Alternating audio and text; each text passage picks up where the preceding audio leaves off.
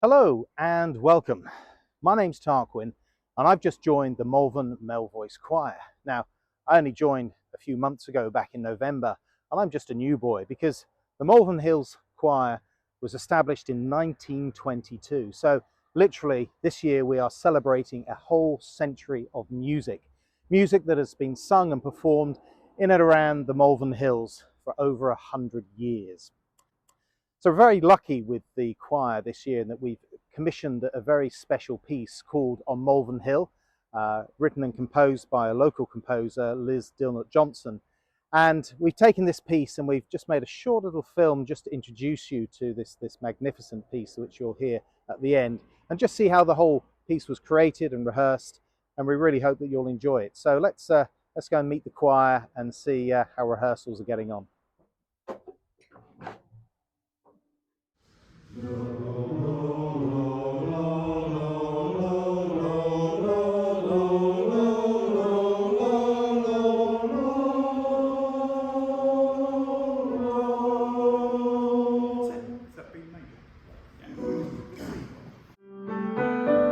I caught up with the composer Liz Dilnot Johnson and asked Liz where the inspiration came to write On Malvern Hill.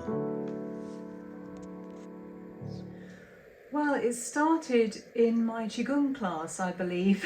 So I do Tai Chi, and one of the people in the group that I was doing Qigong with is in the Malvern Male Voice Choir.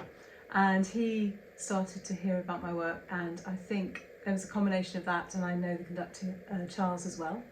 So I think they got chatting and kind of decided to ask me, and of course I was really delighted to say yes to this beautiful commission. And it was quite a while ago, actually. It was way before lockdown. I was very keen to see the whole project develop, and I suppose before the kind of the second wave of COVID, we were very active in developing ideas around the centenary, and Liz's work was a key one, and just talking to her about possibilities. I was really involved right at the very beginning, and she was saying that she wanted to do something that was very much about the kind of the timeless nature of the hills and their role in kind of cultural identity. I was chatting to Martin about what the text should be, because I wanted it to be very connected with the choir and connected to, so it kind of really made sense for the choir. And he actually suggested using Piers Plowman, which I hadn't really, I knew about it, but I hadn't really explored it before. Having read medieval literature at university, I was very much aware of the poem Piers Plow, The Vision of Piers Plowman, which is a wonderful kind of alliterative, it's a very, very musical poem. And so we were talking about the possibility of incorporating elements of that, but I hadn't realized that she was actually going to use it so beautifully and develop it so fully. So what I've done is I've taken lines from the prologue and kind of shaped them a little bit in my own way. So it's like my own version of the poetry. So I've had lots of looks at the original English, ancient, Middle English, whatever it is, and then also looking at different translations into modern English, and then kind of making my own version that fitted for the song. So obviously the words, I've had to shape them a little bit. So yeah, it's been fun, actually, a fun process. I think when you look at a new piece of music, you look for when you're going to have to rehearse it with a choir. You look for the most obvious bit to start with, and obviously the obvious bit was the refrain. In one way, I think it would struck them as incredibly unusual that we all had all the three words on Malvern Hill, but that is the realms of sometimes of modern composing. You just get stuck with a word or a few words, or you just get stuck with a musical motif. On Malvern Hill, on Malvern Hill, on Malvern Hill, on Malvern Hill, on Malvern Hill, on Malvern Hill, on Malvern Hill, on Malvern Hill. I asked Liz about the creative process and how she went about developing this piece. Well, first thing that happened was I went to a rehearsal, and just got a feel of the choir, got a feel of the atmosphere, kind of the vibe of the choir. And what I got from that was this really lovely atmosphere of camaraderie and of a kind of gentle community of these beautiful men. And I just thought, this is so lovely. And I had this quite clear idea that straight from the very start, that what I wanted was something that was very melodious, to like a kind of folk melody, that was really kind of lyrical and quite gentle at first, but then to kind of get it to kind of really kind of get quite arousing and just to kind of really go for it. So that's what happens in the music. It starts quite gently, as you heard, and then it actually just kind of builds up to this kind of great, very exciting climax, which with the words On Malvern Hill, which is quite a it's almost, I can imagine everyone marching up the hill at top speed and then kind of being at the top and just surveying the amazing views from around here. So certainly what strikes you most about shall we call it the refrain, is that on Malvern Hill, on Malvern Hill, on Malvern Hill, just driving and driving and driving, and without any other words at all.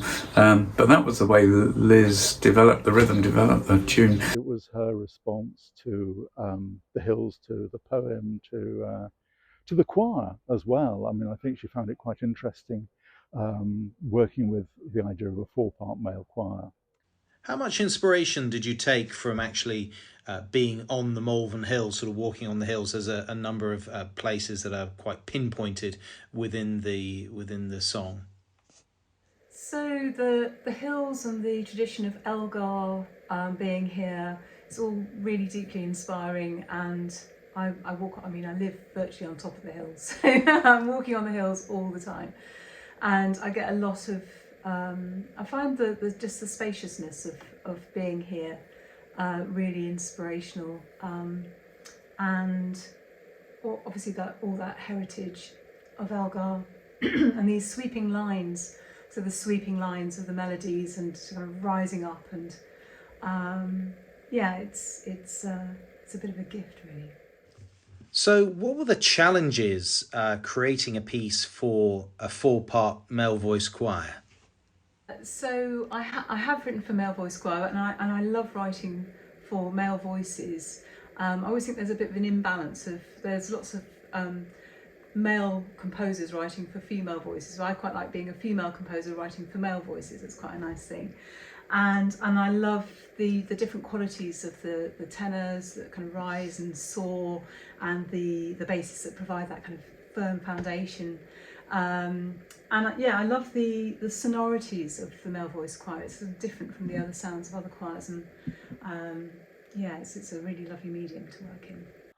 I think it's been really good fun, actually, it tests me, especially with the accompaniment. It's quite challenging a lot of the time. So, and we've been really happy with it. I find it's an amazing piece, interesting to sing, a bit challenging in places, but really catchy. I've been finding myself just humming bits of it and without realising it. So yeah, now obviously watching you conduct, you're a very sort of emotive and physical conductor. When you're sort of in that zone of conducting, you know, that piece or another piece, what are you sort of channeling, as it were? Are you hearing instruments? Because you're obviously having to concentrate on 4 different parts: the music, the piano, everything. What's sort of going through your mind as you're doing that? They always say with conducting that it doesn't happen unless you think it. So therefore your starting point actually isn't what you're going to hear, but it's what you expect to hear. So I mean, certainly that's the starting point. And I think, as you say, you do as you're conducting, you get more involved with it, and you do actually start reacting to the sound. And very occasionally, one or two things happen.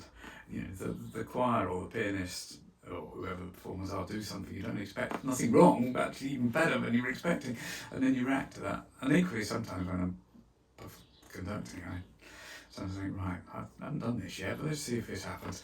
And I think that's one of the best things about conducting is that you've got a choir who's responsive.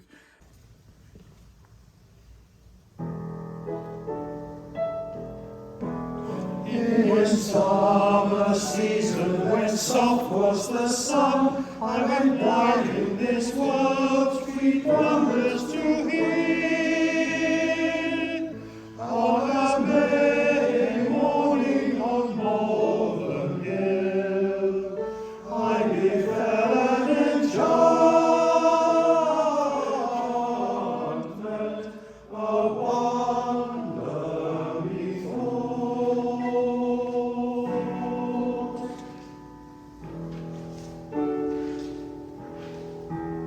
I was weary from wandering and went he to rest on the broad bank of the stream side.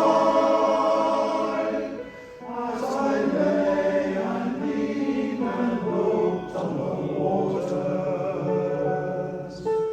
I slumbered, I slumbered into sleeping. It sounded all so sweet. It sounded so sweet. I had the most marvelous dream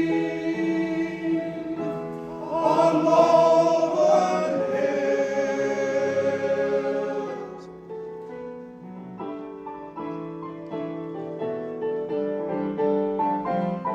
On Malvern Hill, on Malvern Hill, on Malvern Hill, on Malvern Hill. On Malvern Hill, on Malvern Hill, on Malvern Hill, on Malvern Hill. I beheld to the east, up high to the sun, a town on the hill, deep dale beneath, and between a fair field of folk.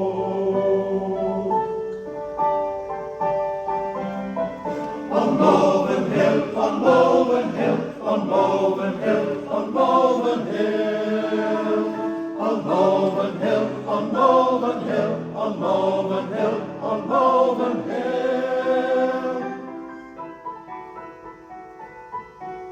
All manner of men, the poor and the rich, as it seems to me that such men do thrive. Some mirth to make as minstrels can, getting gold, gold with their glee, getting gold with their glee, getting gold. On Malvern Hill, on Malvern Hill, on Malvern Hill, on Malvern Hill. On Malvern Hill, on Malvern Hill, on Malvern Hill, on Malvern Hill. I beheld to the east, up high to the sun, and down on the hill, deep dale beneath, and between a fair field of folk, getting gold, gold with their glee, getting gold with their glee, getting gold. On Malvern Hill, on Malvern Hill, on Malvern Hill, on Malvern Hill. On Malvern Hill, on Malvern Hill, on Malvern Hill, on Malvern Hill, Malvern Hill.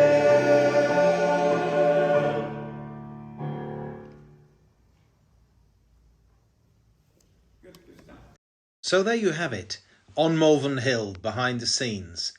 And finally, just before we leave, I caught up with some of the members of the choir and asked them what they thought about singing On Malvern Hill. Joyful and inspirational.